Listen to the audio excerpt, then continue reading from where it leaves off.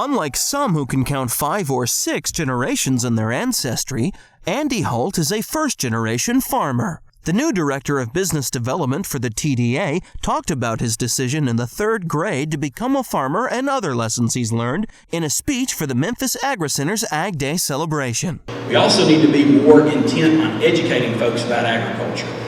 Here's the thing, folks who consume food in the United States take it for granted, okay? It's the cheapest food supply in the world, it's the safest food supply in the world, and it's also the most abundant food supply in the world. So when something is safe, cheap, and abundant, you know what you do? You take it for granted.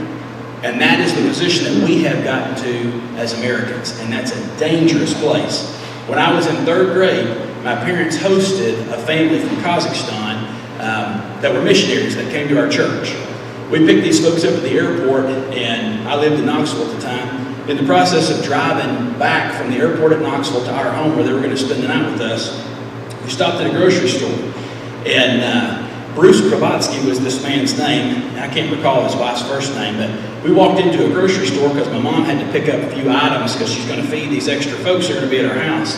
This woman came in, and I'll never forget, I was walking with the 2 daughters. We'd gotten significantly ahead of our parents. And as we were walking in, all of a sudden, the 2 girls that were with me turned around and ran back. And their mom was actually in the floor and looked like she was doubled over.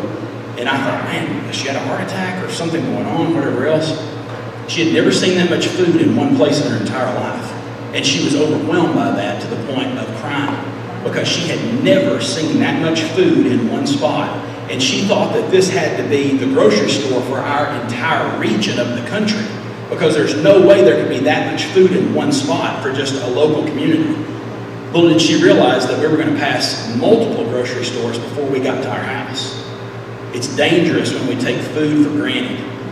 And agriculture is the industry that supplies that food to the table.